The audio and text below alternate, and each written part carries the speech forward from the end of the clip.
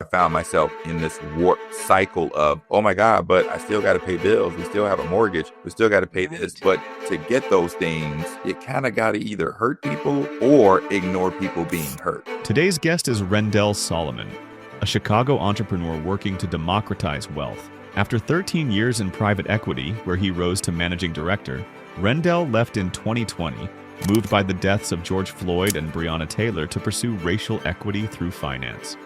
He co-founded InHeirit, an AI estate planning platform, and One Stock, One Future, which turns youth into shareholders. He also appeared on TEDx. Rendel champions purpose-driven entrepreneurship for systemic change. What did they think about your identity and you stepping away from this path that everyone assumed that you would just be on forever? How did family react? Folks were proud that I was taking a stand and not following the path that others perhaps believed I should have. But best believe there were definitely people in my life who were like, are you crazy? You're leaving? You don't leave private equity. Term anti-capitalist. I use it somewhat jokingly, but it's a very serious matter. I'm merely suggesting that there are inherent characteristics of capitalism that have a close intersection with the oppression that we're seeking to address. So can you tell me about how you navigate that tension between making systemic change and also driving sustainable revenue? As part of InHeirit, I keep the same thing in mind. So I believe that the product itself, one, it aligns very much with my own brand and personal mission around financial empowerment, financial education. Two, the overall idea is to reduce the cost that one might incur going through a traditional estate planning process. Three, helping to protect from the financial cost of having no plan in place at all. So can you talk about what your vision for a truly equitable economy might look like? You got it. Well, the good news is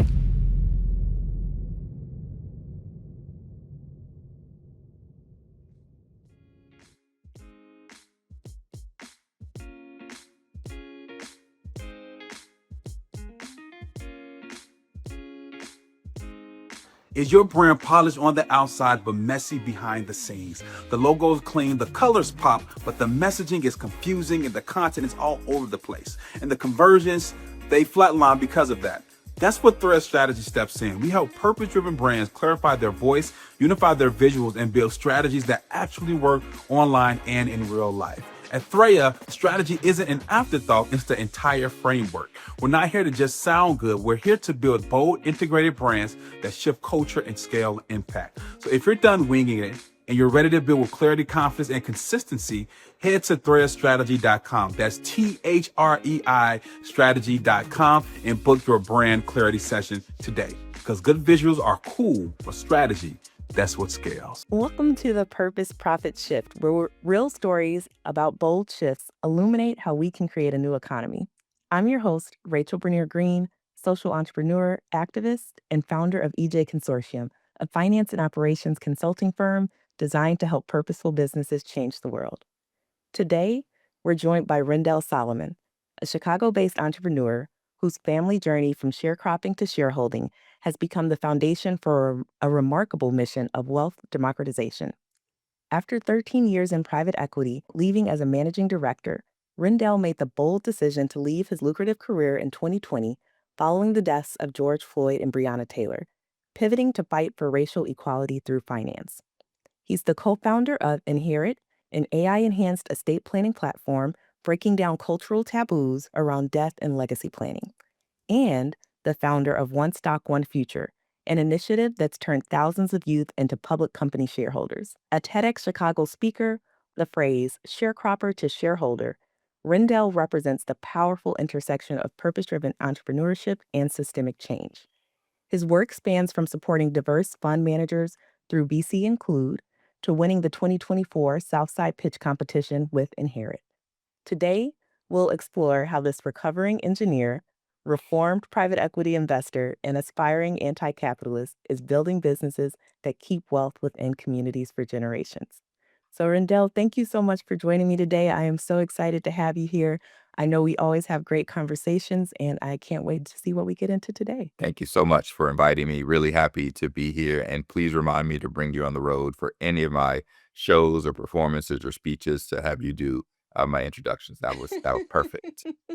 Great. I mean, there was so much to pack in there, so many things to choose from. So We are going to jump right into the meat, your story, one of the most fascinating parts to me. So you were, a managing director, not just a PE firm, but, a billion-dollar plus PE firm, a big name.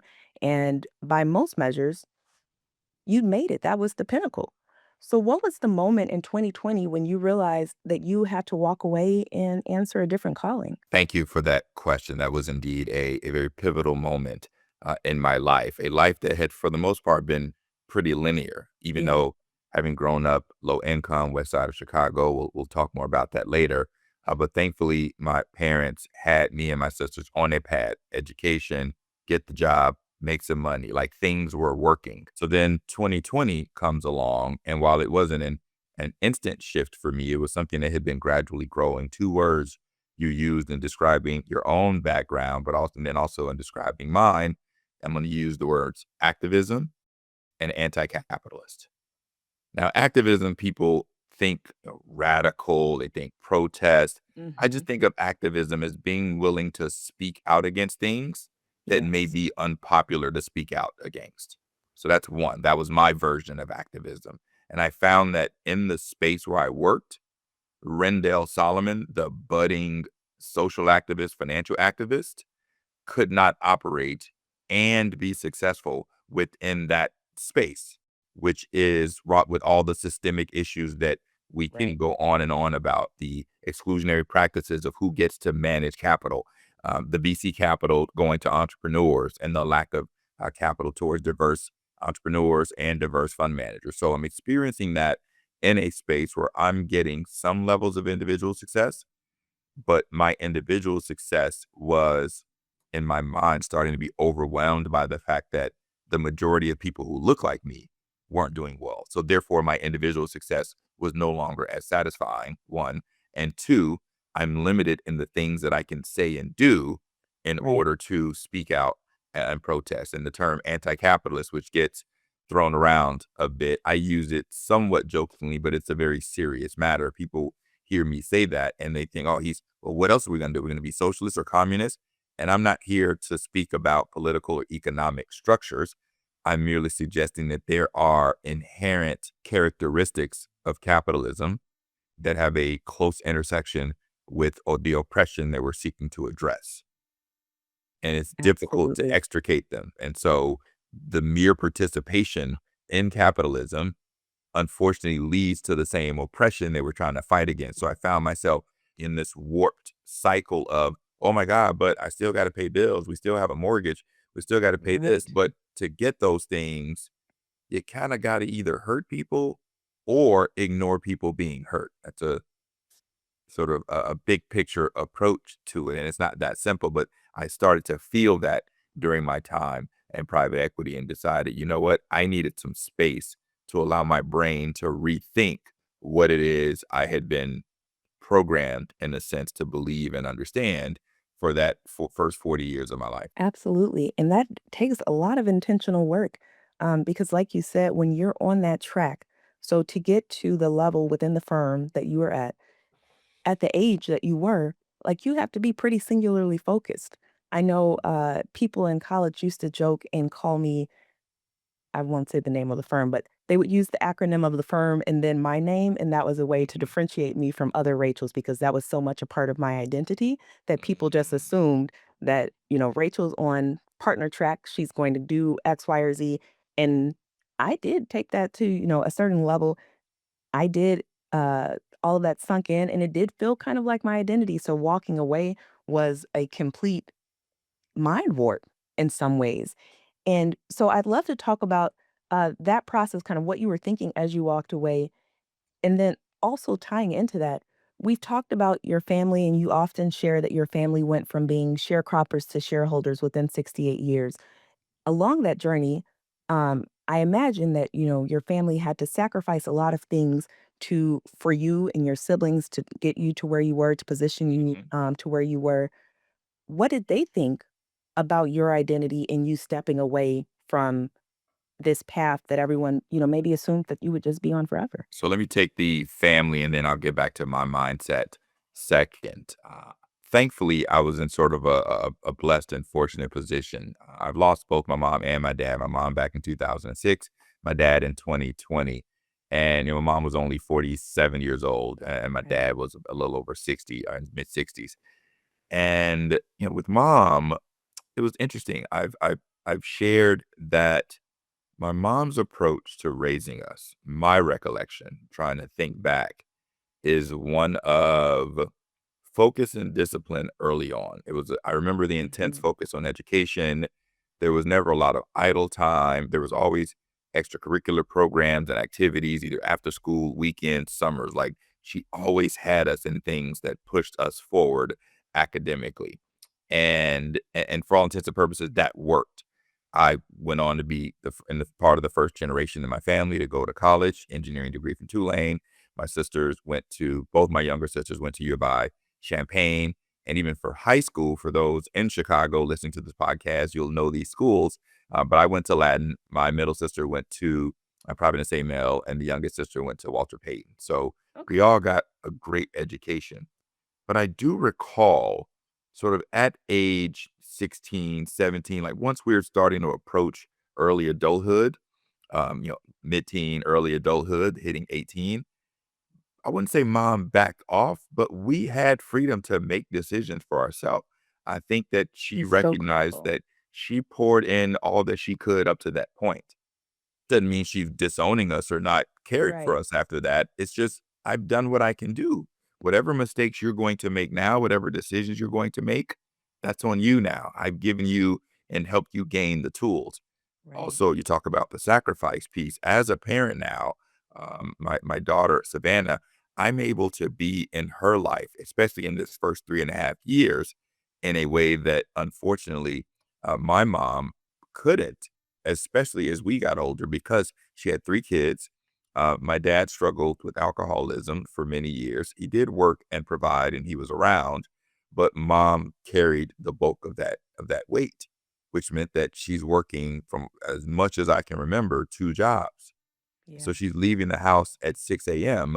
and not back in the house until 9 p.m. That is a big chunk of the day and the week and the life of your kids that you just don't get to see. So you talk about the Yeah. sacrifice. That was it. She sacrificed some of that physical time and the ability to oversee us because we needed that income for the household. And for that, I'm truly thankful. And so going back to the question of how did family react, I think that kind of carried on. Unless they just didn't tell me, for the most part, folks were proud. Folks were proud. Yeah. Folks were proud that I was taking a stance and not following the path that others perhaps believed I should have. But best believe there were definitely people in my life who were like, "Are you crazy? You're leaving private equity? Like, you don't leave private equity. The only people who leave private equity are people starting their own private equity firm, Right. or maybe they've made enough money where they can retire, or maybe they just want to go get into politics and do something different. But folks don't leave MD roles in private equity. I wouldn't say abruptly, but fairly abruptly. That is very, very true. I know that, and I wonder too, the broader kind of social environment that was going on in 2020, how that also played into it. I recall back when um, I left public accounting the first time, my grandfather was just perplexed because he's like, everything that we have done was so that you could be there. Why are you walking away to do something harder, something that is not as certain? And unfortunately, as I had conversations with him and talked about some of the things that I was facing, a new level of understanding, but I think also just a disappointment on his end that despite everything that his generation had sacrificed, that I was dealing with some of the same things and some of the same systemic issues that he, had worked so hard to overcome. And so I know that there are all of these factors when you are part of those first generations to do different things that come into how our families perceive the paths that we take.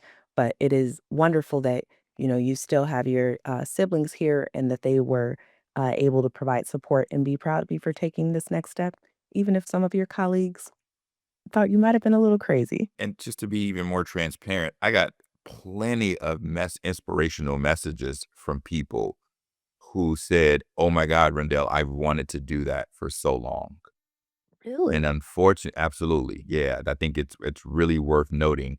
These Yes. folks were like, "Rendell, oh my God, I've been wanting to say that. I've been wanting to do that. I can't stand it here." But unfortunately, hashtag capitalism, they Yes. feel stuck, Yes. and they don't feel that capability to just leave. And to be even more transparent, within 1 year of me leaving, I was engaged, found out we were expecting a baby, bought a house, got married. Wow. And I don't think that's coincidence either. I think that this work life, this hustle life, this make money life gets in the way of trying to build relationship and raise family. Sure, people do it. I'm not Yes. suggesting folks that work in the industries at the level and the demand that you and I had aren't getting married and having kids. But I think that the life that they have with their family oftentimes 100%. gets sacrificed. Yeah. And And I think I that the knew I data know I backs didn't that up. want that. Yep.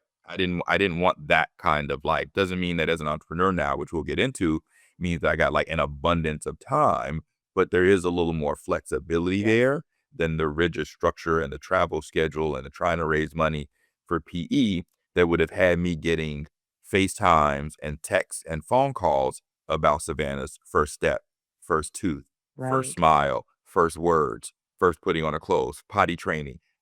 I've been at home for all of that, and there's no amount of money that I would be willing to accept to miss that. And you and I both know people, especially in our respective industries, that have lived that life. They did not raise their children. They were investors in their families. They set money.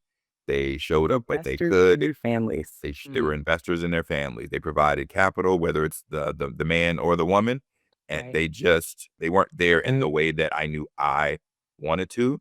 And I think the point you made about the generational shifts, right? You know, Gen X, Boomer, you got millennial, different viewpoints, different experiences, and that was a big one for me.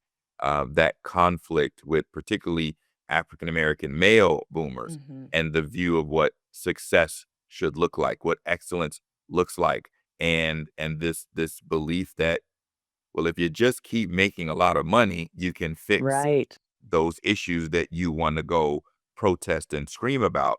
And I say, well, how's that working out? Because we keep talking about all this capital that we have, the buying power that we have. This is beyond just capital to me. And every time you get online, there's another influencer telling you, just go make money. Don't worry about those issues. Just go make money and those issues will fix themselves.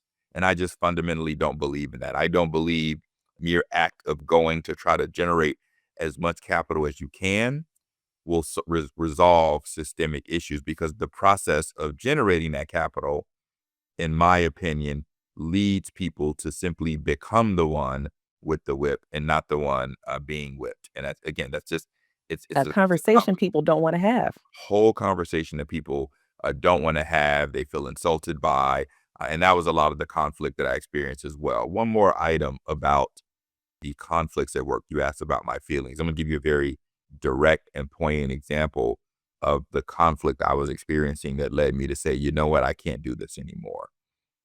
You brought up George Floyd, Breonna Taylor, Laquan McDonald here in Chicago. And so I'll talk about police violence for a second. And I'm not suggesting that police violence is the greatest threat to humanity by any stretch of the imagination from a statistical numbers perspective, right? Much greater likelihood of other stuff happening than of being violated by a police officer. But I will say this. The firm where I was, we managed public pension funds, teachers, firemen, etc. So imagine one of those incidents happens and I want to post on social media about it, about how wrong it is, and be in solidarity with that family, and push for investigations and making sure justice is earned for the Right. individuals and families that have been affected. Or I want to go to the protests to speak out against police violence.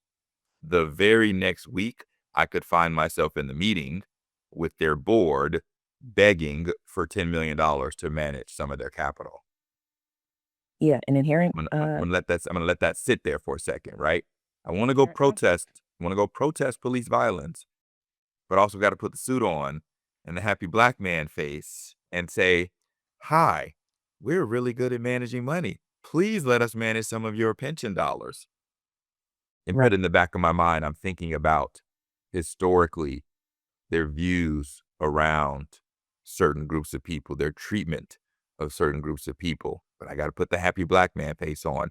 And that's symbolic of what we've seen throughout history in America, particularly in the African American experience, where you have to put on a face in order to Yes. survive. And I think that's the big generational gap. You talked about it was your grandfather. I had some of that same experience as well with a mentor, where it's more about put on the face, don't rock the boat, don't make too much noise, keep moving, make the money, don't rock the boat.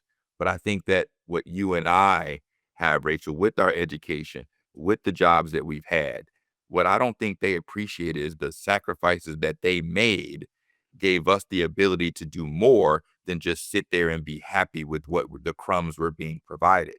Exactly. And that terrifies them because they're afraid that, oh my God, my child, my mentee, my grandchild is going to speak up and the system is going to destroy them for doing that. Yes. And I think that it's one of those things, like if we think of Maslow's hierarchy and having core needs met, that because Mhm. they elevated us where we, even if our families had to work hard to provide, that we did not struggle in ways that they had to struggle, it gave us the freedom to realize the cost of what that constant masking does to us, because that does not, it's not cost free.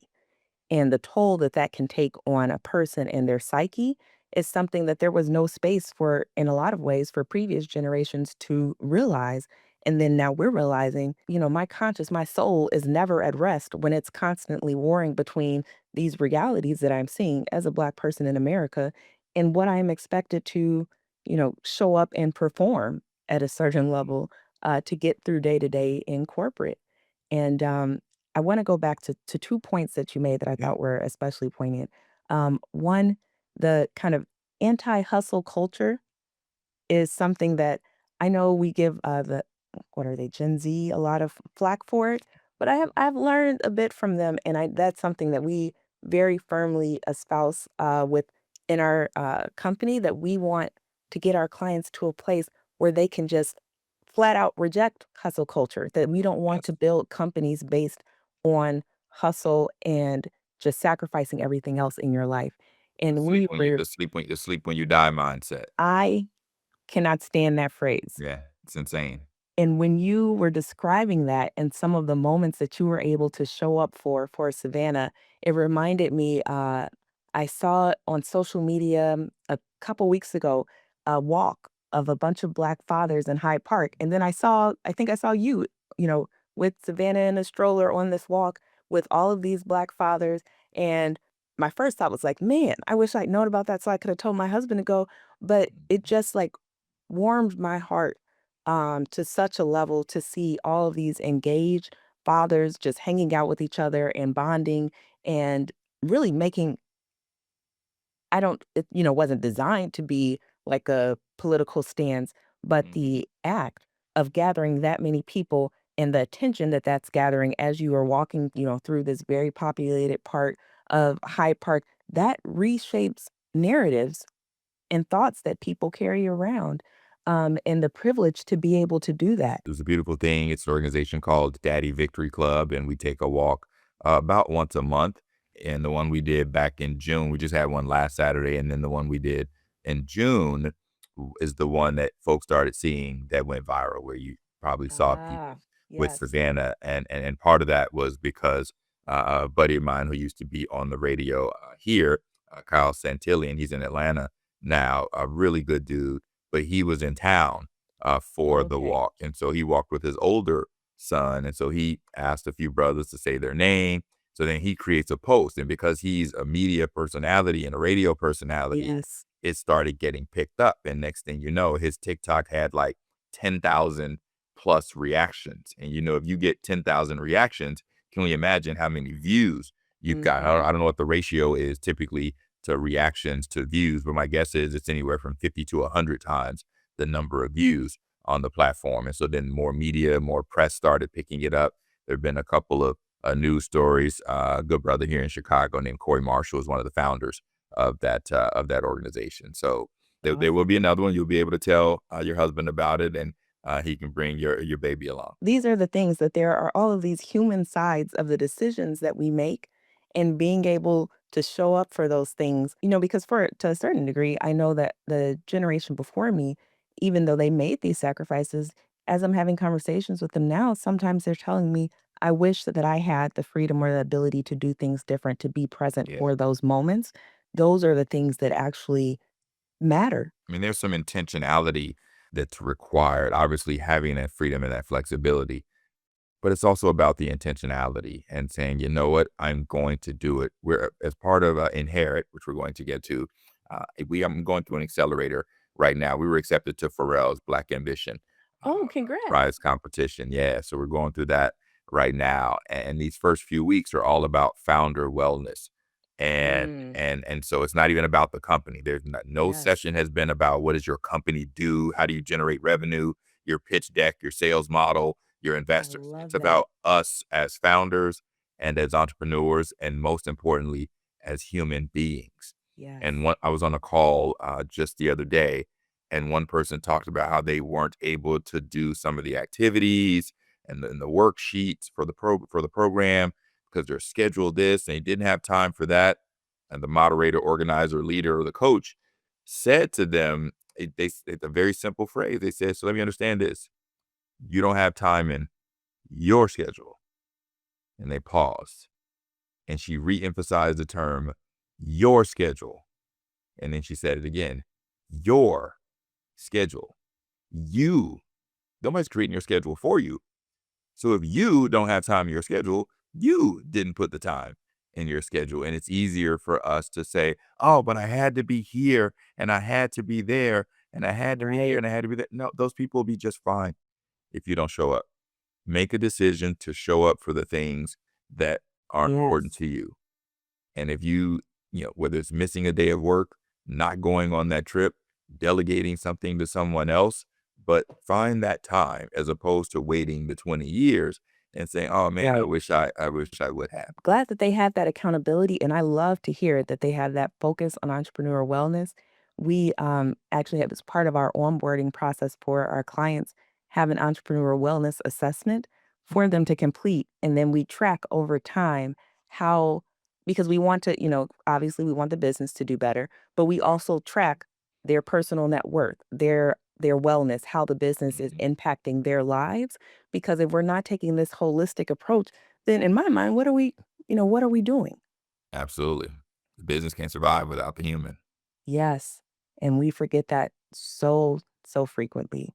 Yeah. So I'm going to pivot us back around to you've described yourself a few times as an aspiring anti-capitalist, but you're also working to build a profitable business. So can you tell me about how you navigate that tension between um, making systemic change and also driving sustainable revenue? Yeah, I think I threw the word aspiring in there as a sort of a CYA hedge in a sense, because I'm still learning exactly what does that mean. I'm reading, I'm learning, I'm not reading as much as I should, but I have definitely downloaded books about other economic systems and capitalism because I want to better understand how do you operate in a sustainable way within a structure that seems inherently unsustainable. Right. By its mere practice, right? The idea that you can go out and build virtually unlimited levels of wealth is, in a sense, inhumane. It basically says that one person can continue to extract even when they don't need anything else. You talk about hierarchy of needs, right? Every need for you and the next 4 generations in your family has been met, yet you're still extracting for some reason. How do you balance that, as you asked, with trying to build a business that needs revenues, needs profitability in order to work? I'm still learning that. I think right now, and we'll talk more about the business. I believe the service itself is of value. I believe it is of value for maintaining wealth, to preserving wealth within families. And I think that that is a noble cause and mission, one that I wish I knew more about earlier in my life. So that's step one, right? Right. Is it a good or service that generally has more positive benefits for society than not? Quick side story. I was an artist manager in the music business at one point in my career. During my time in New York in business school. That actually what took me to New York. I wanted to go to business school, but I was like, I have to be in New York if I'm going to manage music artists. And I got into that because a buddy of mine in Cincinnati, while I was working at Procter & Gamble, was a producer. And I saw him start to generate revenue from making beats. And I was like, well, I'm not creative. I don't rap, write, sing, produce, dance, choreograph, none of that. But I'm a project manager at P&G. I know budgets, schedules, resources, deadlines. And I said, what role can I play? So I found out about artist management. I said, let's give it a shot. But managing artists is a little bit different than managing a project for toilet paper or toothpaste, because artists talk back and they have opinions, right? Toilet paper doesn't Right. have an opinion. It just put it on a roll and ship it off to the stores. But what I realized during that time in the music business is that there was certain types of music that I knew I didn't want to be a part of. And it was weird trying to balance. I was willing to listen to it, certain more aggressive forms of hip hop, call it gangster rap, whatever you want to call it. I found the beats and the music to be enjoyable for me. Right. But I also wasn't comfortable going home to tell Granny, "Hey, Granny, this is this is the song I worked on. This is the song that I'm making money from." So I Right. think that was an early stage career example of choosing morality and sort of my own values, Right. and as opposed to just what was going to make me the most money. So now let's fast forward. Sorry for that little tangent. Let's come Oh, back to now not at all. inherit, right? I keep the same thing in mind. So I believe that the product itself, one, it aligns very much with my own brand and personal mission around Mhm. financial empowerment, financial education, right? So check mark on that. Two, it is something that has an expense and is going to generate revenue. The overall idea is to reduce the cost that one might incur going through a traditional estate planning process. Three, also helping to protect from the financial cost of having no plan in place at all. And so with Yes. those things in mind, the goal and the mission of the business, I can be more comfortable with the fact that it does generate revenue. In the future, I am going to be faced undoubtedly with some point of conflict around a decision, me and the co-founders, a decision for the business where I may question, does this still align with my personal morals and values? Back to those exercises I told you that we're going through in the accelerator. And I'm sure every entrepreneur has faced this. It's like, damn it, this is going to be really good for the business and generate a lot of money, but it definitely goes against some of my values, and maybe at different levels. And I think it becomes a slippery slope. I think we start to tell ourselves, well, that's not that bad, so let's do that. And that's how entire communities get polluted. That's how people Yes. get kicked out of homes. That's Yes. how people lose jobs, because we're making decisions for businesses and corporations that aren't at the overall benefit of humanity. So I think the short answer to the question is always being aware of that. So then when you come to that pivotal moment, you take a step back and ask yourself, why was I doing this? Mm. Why was I doing this? Was I doing this just for money? Was I doing this just for revenue, just for income, just for wealth? Or was there a deeper mission and passion for that business that you started or was a part of at the early stages? And just being mindful of that at every step of the company. Absolutely. And I want to dig into this to paint the picture for the audience, for those who may have the fortune of never having experienced uh, what happens to a family, what you go through when that estate plan is not in place. And also just to bring the context for people of what the traditional cost structure looks like for these type of plans. So I know when I was pregnant with my son and we talked to our financial advisor and we're getting referrals for attorneys to look into estate plannings. The I think the lowest cost that we saw was maybe 5 to 10. it was not cheap. And then when my son was born and experienced some catastrophic injuries during his birth, Mm, that number increases because our estate planning got a lot more complex because we did not know what his care needs might look like for the rest of his life, or asking someone to take on guardianship when your kid has special needs is a completely different conversation than if you have a kid who does not have those additional needs that they will have to have someone step up and cover. And so this is the way that you're planning to structure Inherit, and the cost structure is a radical departure from the status quo. But can you talk a little bit more about that just to ground people in, the yeah. problem you're really solving? There's an accessibility issue and affordability issue around estate planning. There's a psychological issue, unfortunately, Yes. because it forces us, causes us, leads us to have to recognize our own mortality. But it's also one of the few products and services that you're going to buy, Rachel, that's not directly for you. Like, it's literally for everyone else, That but part. not you, right? And so we have to train ourselves around the joy of what our family can experience when we're Yes. no longer here, right? That You're our tag providing them peace Yes, and our tagline is structure. "Start the conversation, secure your legacy, and get back to joy." And we're Yes. leaning into that joy aspect, wanting people to understand that this doesn't have to be a morbid, sad Right. conversation. Whatever age you are, 20, 30, or 40 years old going through this process, it's meant to bring that peace of mind that your family is going to be taken care of and not taken advantage of when you're Yes. not here, right? If you're a provider, protector, a lover, nurturer, carer, however you define yourself, you want those things to remain with your family. And so, as it relates to the pricing, one other aspect that we want to shift is it's also not a one-time process. What's going to be challenging for us and others who are playing in this end-of-life care, death care, online estate planning space is shifting the mindset of consumers away from, well, why would I pay you on a recurring basis for this, right? I've filled in the information, I've done my documents, I'll just pay you a fee and I'm done. Because that's an older Right. way of, or The antiquated traditional way of model. thinking, this traditional model. That plan needs changing anyway. Even in the traditional world, you're gonna have to go back on a regular basis. Maybe it's Right. once a year, maybe it's once every 2 years, but definitely every time there's a significant life change.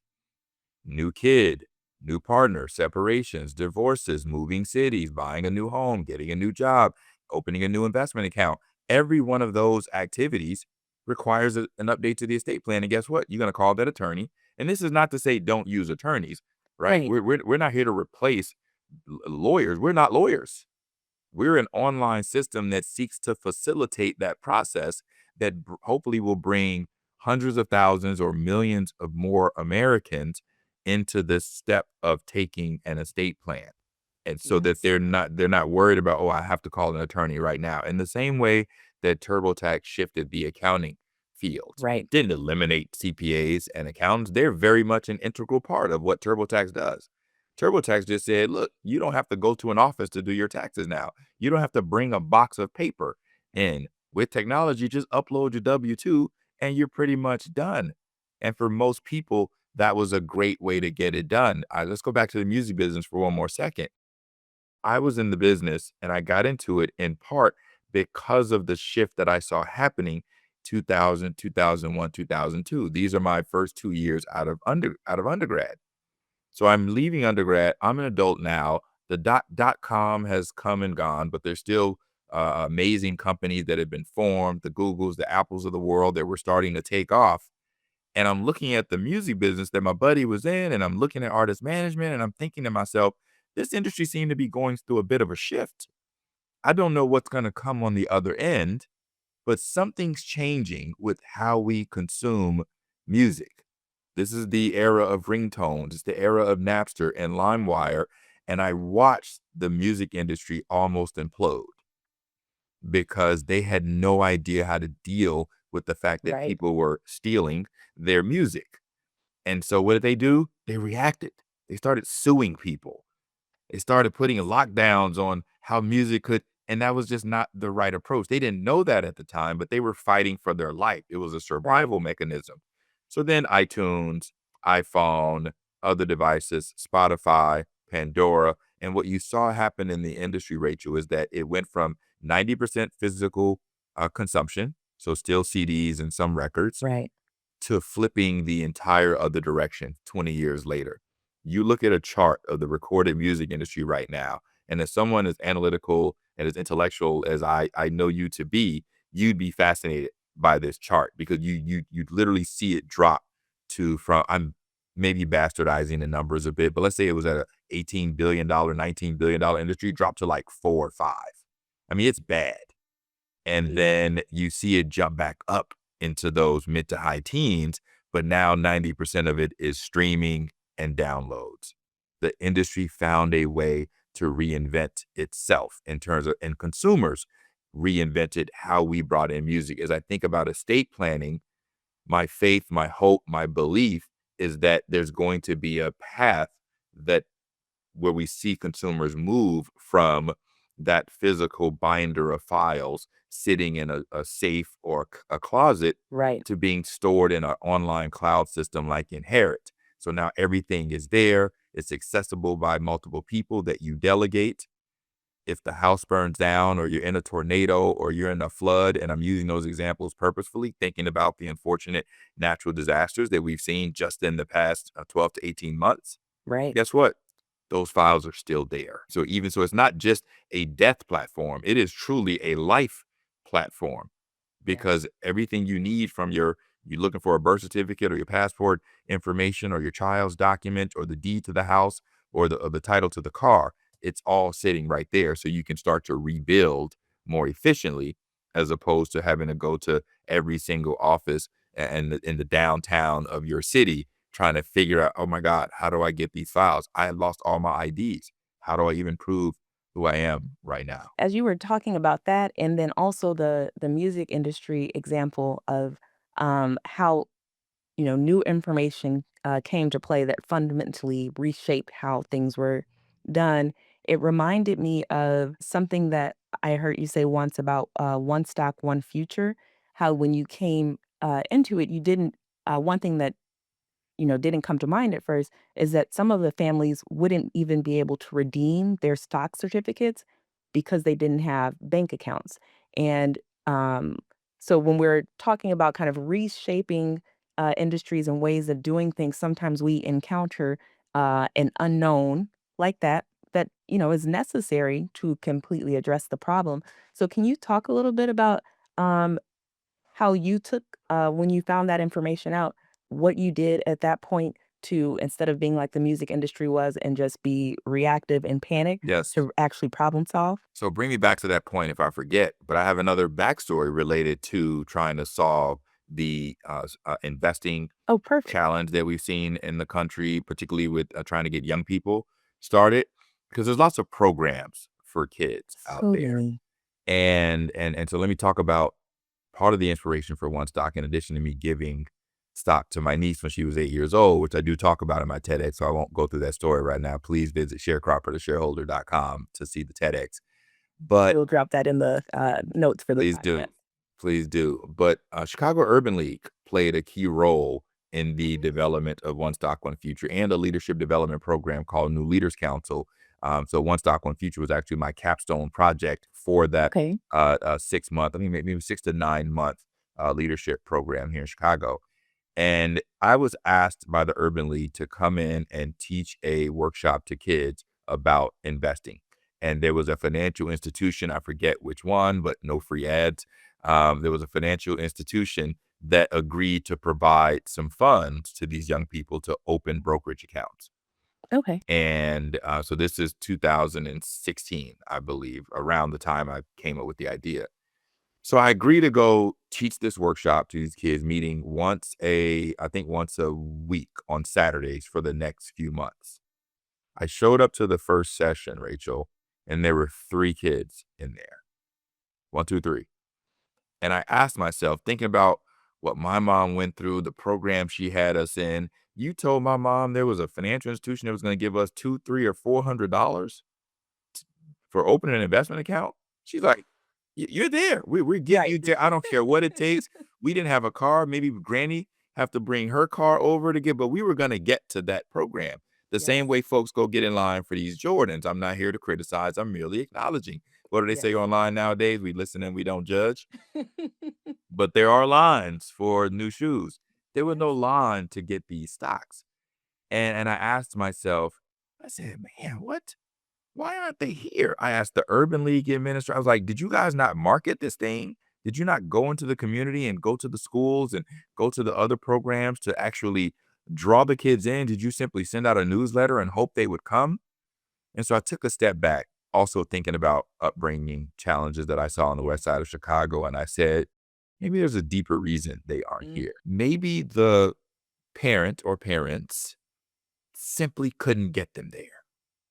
Maybe the parents thought it was important, but they had 4 kids in the household, and one had to go do this, and one had to go do that, and so the one that would have come to the stock investing program, there was no transportation for them. There was no, so they just had to let that one go. Yeah. Maybe it is the parents' fears or concerns about what they don't know. So maybe the kids aren't there because the parents like, I don't know what this stock investing thing is about. So if I don't know what it's about, then my kid's not going to the program. I don't know. I'm merely theorizing the way a good scientist or engineer would. I'm thinking about what are the reasons they wouldn't come. And I sought to resolve those reasons. Even though I didn't hear it directly, I started listing out reasons why a young person would not be at a program like this. And I think the third one was, for oftentimes these programs require long time commitments. Every Saturday for 3 months. These kids are already in school Monday to Friday all day. And as someone who did very well in school, so I wasn't intimidated by it, I enjoyed it, but I did get tired of it. I'm still a kid who wants to go do other things. I'm sick of doing homework. I'm sick of sitting in classes. Here's another A. Can I go do something else? Now, I wrote the essay. Can I go do something else? Now, I didn't. And so we add more programming for every day, every night, every weekend, and the kid doesn't have space to just be a kid. So with One Stock, One Future, I said, let me do this. One, I'm not going to have these classes that the kids have to come to and spend a bunch of time on in order to earn the stock. I'm going to go to them. I'm going to partner with organizations and programs that already have the kids there. That way, I'm just showing up to them. So there's nothing new for them to do. It's already built in. Whether it's a sports team, an after-school program, or a classroom at a school, you already have the young people captive. I'm just showing up. 2, I'm simply giving away stock. It's like the movie Stand and Deliver, I believe. Yes. Teacher out in California, Jaime Escalante, I believe was his name, where he told these young slightly misbehaved youth in high school, who didn't want to pay attention. He told them they all had A's. And they got quiet. He was like, when you have an A? I haven't done anything. He was like, you have an A. All you guys have an A right now. All I ask is that you do these things in order to keep it. It was the first time they'd ever had an A. Sadly, they had all been, sort of failed or low performing students, but now they have an A. So same thing with stocks. Rather than make these young people earn the stock, I said, look, let's just give them stock and let's see, does that change any mindsets? Does that change their desire to want more? And there were numerous examples of young people that I heard over the years start to pursue careers in finance. That wasn't the goal, but I just wanted them to understand investing. They've continued to ask for more stock from their family because they got this first stock through One Stock, One Future. I asked you to get me back on track. I went a little long with that one. So I gave you one problem that got solved. No, it's all coming full circle. The parents that didn't know, they didn't redeem. This is a really interesting example. As I gave out these gift certificates to go purchase stock on one of the brokerage platforms, I could see the list of codes. It's like a gift card, essentially. Right. I could see which ones had been redeemed. And unfortunately, dozens of them were going unredeemed. 1 week, 2 week, 1 month, 2 months, 6 months. So I circled back and I asked a few of the non-redeemers, sounds like something out of the Bible, by the way, non-redeemer. I asked some of the non-redeemers, just curious, do you care to share why you aren't utilizing, and just for clarification for the audience, was giving away $20 worth of stock. And so, in the past 5 to, 10 years, it's become more popular, more acceptable, and more technologically capable of people buying what's called fractional shares. So that now if a company's stock, to buy a piece of that company, costs $500, you don't need $500 to buy a piece of that company. You can invest $50 and you'd own 1/10 of one full share. So in giving out $20 worth of stock, because it wasn't the monetary value that was important for me for One Stock, One Future, it was the concept of ownership, which didn't require a lot. And that $20, by the way, is going to grow at the same rate as a $2,000 investment. Right. One of the parents revealed to me that when they saw that they got a $20 gift certificate to, let's say, Amazon, and Amazon was trading at, I don't know, $1,200, whatever it was at the time, they thought they needed to come up with the other $1,180 to be able to buy Amazon. And so they It's just so let it. important to get curious and ask questions Gotta instead ask. of leading with judgment.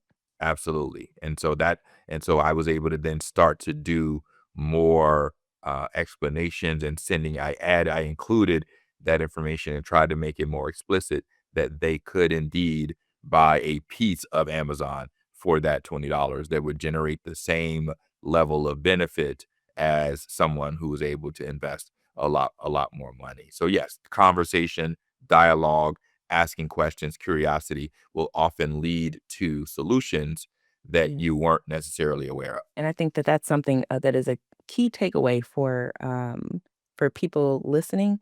You've talked a lot along the throughout the conversation about how you are still learning about different things, and that when you encounter different things, that you lead with curiosity, you check your values, and then you adjust and you problem solve. And I think sometimes we come into things thinking we have to have the entire picture figured out before we can get started, and that simply isn't the case. That's absolutely been me my whole life. Again, engineer, that's just math, science. Before I could do, I needed to first fully understand and see. Yes. And I think that's held me back from probably a lot of things in my life. And it wasn't until, before we actually started the recording here, we talked about that idea of getting started with Yes. something or taking a chance. And I think my first step was math, science, got all the awards, high school, go study engineering at Tulane, go be an engineer at Procter& and Gamble. My first departure from what appeared to be a fairly defined path for me wasn't even the heading to B school. That's common, right? A lot of engineers go to Yeah. B school. But deciding I wasn't going to get a job and I was going to go work as an artist manager in the music business, it was the first time I sort of stepped out of myself and said, let me just do something else that no one Right. thought I would do. Now, my mom was still alive at that point. But again, back to what I shared earlier about how she was willing to just allow us, look, you're grown now. I've done all I can do. There was no dissent from it. Was like, yeah, go do it. That's what you want to go do. Go do. I'm 24 years old. I'm going to B school. So she passes during that phase of my life. I graduated Columbia '05. She passed '06. I'm still in New York at the time. I stayed there 2 years post business school. And I questioned after coming back to Chicago to manage all the affairs here. I decided I was going to go back to New York and continue to give it a shot. Because I was like, you know what? Mom would have said, yep, just go for it. If it doesn't work, you can always go back and do something else. Right. Sure enough, I had to go do something else because it did not work at all. The running joke, people always ask me, well, did you manage any music artists that we would know? And I say, well, of course not. If you knew them, they'd be famous.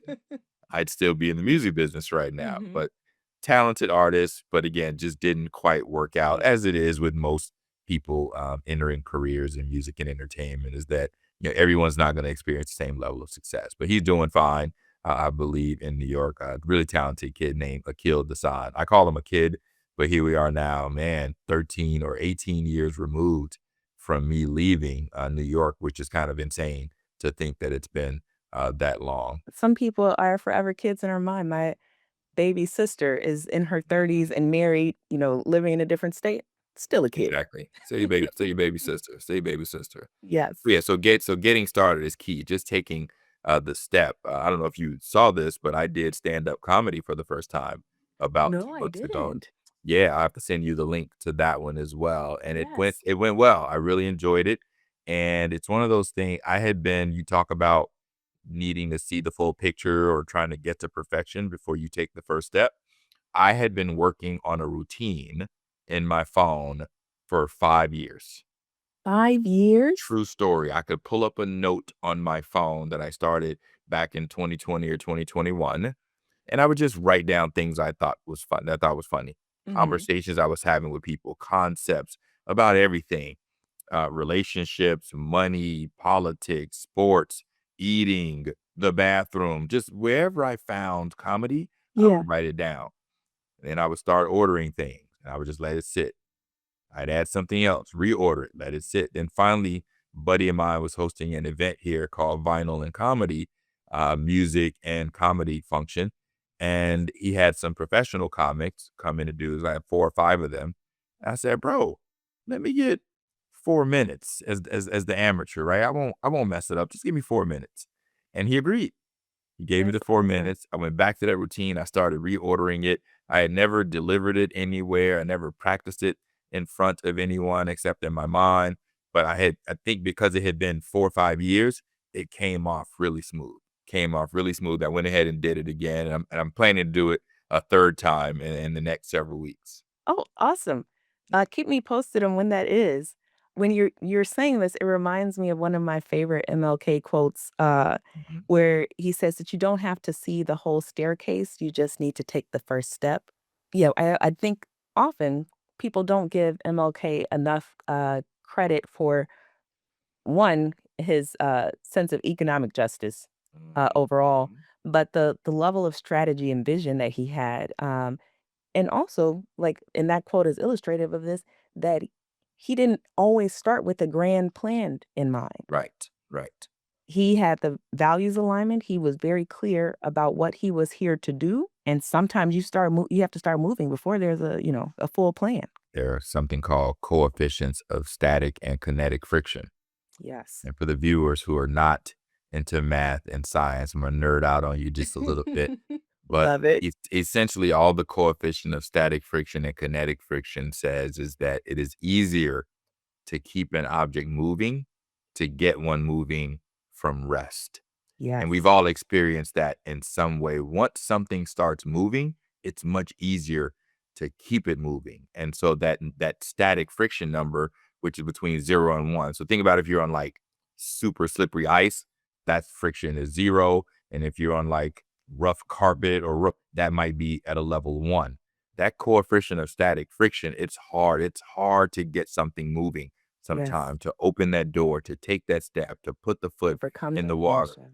But once you're in it, it's like I'm moving now. So when I got on that stage, you can feel it. I mean, Yes. I was just flowing. And so now I got the bug. I'm ready to do it again. But I got the first one out of the way. As we're kind of wrapping things up, I want to pull all of this together, because you are simultaneously, running an estate planning business, youth financial literacy initiatives, supporting diverse fund managers. So, can you talk about how these seemingly separate initiatives reinforce each other, and what your vision for a truly equitable economy might look like? You got it. Well, the good news is only one of those is my main focus right now, right? So I've shifted from the work supporting diverse fund managers. VC Include, such an awesome organization working with founders of funds who are out supporting entrepreneurs, right? Because any of us in this entrepreneurial world, ultimately some level of capital, despite our discussions about anti-capitalism earlier, again, it's not the same thing. If anti-capitalism is not anti-money,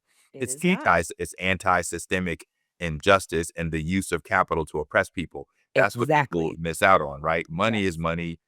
Currency is currency, whether it's an American dollar or bartering or anything in between, right? And throughout Right. history, there's been exchange of goods and values and services. So I'm not here to ream against the idea of exchanging money for a beneficial good or service. But what VC Include is doing is awesome work, working with fund managers who professed their belief and desires around a more just and equitable system of moving capital, right? So I did some amazing work there. One Stock, One Future is still a mission, still a vision. I'm not actively doing workshops. If someone reaches out and says, Rendel, can you come talk to our youth? I am happy to organize that, right? And it may come back at some point on a grander scale. For now, solely focused on InHeirit, the online estate planning platform founded with Aston and Amanda. It's going incredibly well. We're fundraising right now, raising $250,000 for our friends and family round. We have 100,000 raised. We're in the separator. Thank you so much. And our beta is launching in early August to give people a first look at starting to go out and build that estate plan. We won't have all of the legal documentation ready yet. We're going to launch with just powers of attorney for health. Okay. But I think people even underestimate the importance and value of that template document. We tell the story about a young woman, sadly, the University of Miami, who recently had a really bad sailboating accident, was in the hospital. My understanding from just reading the press, I don't know the family, but the hospital, the police called the mother goes to the hospital can't really share information about what's happening with this 19-year-old young woman who's a sophomore at school, because now that she's an adult, I think parents often mistakenly believe that they still have certain rights over their child that they no longer have once in the eyes of the law when they turn 18. So HIPAA and privacy laws say that this mother who didn't have written documentation related to access to the child's health information couldn't get it. So she starts going to court and trying to fight for it. Sadly, the young woman passes away 3 weeks later. And so we are actively pushing this idea of make sure, and that's for living. Again, estate planning is not just about death. It's about management, control, joy, making sure your wishes are maintained and that trusted individuals in your life have access to the information that they need if the time comes where you're unable to make a decision for yourself. So we're looking forward to more people logging in there. As it relates to the equitable system, I'm going to give you an answer because it wouldn't be fair if I simply deferred. Part of my hesitation is these are such complex issues around society, humans, psychology, capital, economics, politics. But let me just throw out some things that I think might make for a just and equitable system. One, I often use a phrase, and this was going to be one of my next talks whenever I get to give one. And it's going to be probability versus possibility, or the other way around, haven't decided, but probability versus possibility. Because back to our conversation around speaking with the prior generation about the sacrifices and what they were able to accomplish in terms of helping folks like you and me accomplish what we've accomplished, I would say to them and say, look, yes, Rachel and Rendel are possible. I'm not going to deny that, right? With the right upbringing and structure and discipline and some luck, and it's possible, but it's still not probable. It is very much not probable for an Ida Solomon on the west side of Chicago with 3 kids to have 3 of them go to the schools that we attended, the college that we attended, 1 out of grad school, and all 3 of us, here we are doing well in our respective lives, living within minutes of each other here in the Bronzeville, Kenwood communities, seeing each other, hanging out, our kids playing with each other. Like, that's not probable.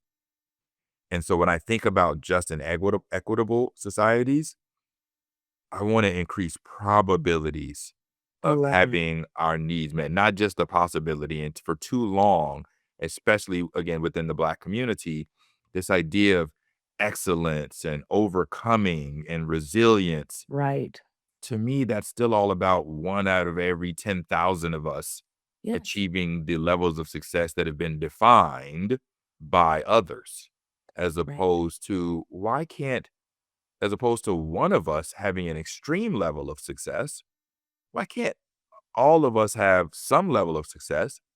And now let's get to the second part of equitable and just. I'm not suggesting we should all have the same things, but unfortunately, and this is another key point here, the rewards that we receive today are not directly correlated with our output and effort. The rewards that people receive today are not directly correlated to their output and effort. Why? Because there are certain people and groups, and it's not just a race thing, but there are certain Right. people and groups where their rewards are outsized relative Yes. to their hard work and effort. And Right. so to me, a just and equitable society would say, if you work twice as hard, it's okay you get twice as much.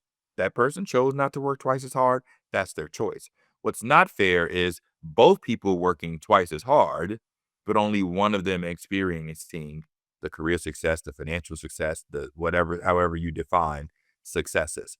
So I'll use those two things, possibilities versus probabilities, one where a broader swath of society is able to maintain, like we just to have, I mean, I don't know, I can't remember the statistics, Rachel, you may know off the top of your head, but like half the country is living in poverty, I think. Yeah, it is astonishing It's and just, it's taking a it, deep dive in the wrong direction. yes. I mean, how does right, it's gonna get worse for a lot of people and sadly better for others. But Yeah. how do we live in a country where half the people can barely meet the basic needs of food, shelter, and clothing? That doesn't make sense. So that has to get resolved somehow. And I don't know the perfect answer for that. It's going to take some time. Some of the ways to get there may be considered unpopular as it relates to redistributions of resources. I'll close out with this. I was an advisor on an initiative called the Pre-Distribution Initiative. And so most folks are aware of this idea of redistributing wealth. Yes. So do you take from the rich, give to the poor, right? Classic Robin Hood. And what the Pre-Distribution Initiative sought to uncover through its work, it was a nonprofit, through its studies and research, was to say, what if we didn't have to redistribute wealth? What if the resources were never extracted in the first place from the people and the communities that needed it? Right now, the system is, back to this anti-capitalist conversation, someone, something, some entity comes in, extracts, hoards, hurts, destroys, builds wealth. Yes. I'm not suggesting that the product they created wasn't of value either, by the way. This is not about Right. the company. Maybe listen, I'm going to pick on this one company. Let's pick on Amazon for a second, right? You have Huge to do it. behemoth. It's something in the hallway right now from Amazon. I hate to say it, right? Have I disconnected from them? Absolutely not. I have not. But I can, two things can be true at the same time, right? And that is Yes. the conflict that we're all dealing with, those of us who are sort of in this battle around how do we survive and thrive within this structure that we're simultaneously trying to redefine. So pre-distribution again sought to say, Absolutely. well, if the entity didn't extract the resources in the first place, might the communities be better off because they were able to keep the resources as opposed to getting 10% of it back as Right. a donation to a nonprofit? Don't get me started on philanthropic community also ties into this issues around oppression and systemic injustice. Yeah, an entirely different conversation that we could get into for a minute. But I have to say, for a question that you did not necessarily want to answer, that was a very eloquent response. Yeah, okay, thankfully, it was something I had been thinking about already. Yep, possibility versus probabilities, Yes, and a system where our reward is more correlated to our effort. And right now, it's absolutely. not. If we can just get those two things done, One of my good friends, Aaron, likes to say, I reserve the right to change my mind as I learn new information in the future. And I take that as, a blanket caveat for life because you talked a lot about how learning is a journey. It did not stop after your formal education, it's a continuous process. I think we all need to be open to that and say, based on the information I have right now, this is the best solution I have arrived at. As I learn more, I hope that I learn new and better ways to do things. But that doesn't mean that I don't do something now because I don't have a perfect solution. Take the step. This has been an absolutely amazing conversation. And I think if the people listening are walking away with just one thing, it is really that this is a journey, it is a marathon, not a sprint, and that you can get started regardless of your starting point and start making progress. And the important thing is that you are clear on your values and your boundaries. And if you're constantly checking in with that, you can find new and radically different ways to solve problems in ways that are not extractive. But it, means you have to be clear about what that North Star is for you. Oh, go Kudos to ahead. you for doing this, by the way. Oh, And as I thank you. listen to you open and I hear your voice as somebody who has been told numerous times, I should do radio. I have a voice for this. I'm listening to you, and you just have this calmness, this real moderator radio. Oh, It seems like you were meant to do this, and at least on some level, not necessarily for the rest of existence. But this seems to fit. And so what you shared prior to us starting the recording about how you even questioned, was I going to do this? I mean, am I going to make this happen?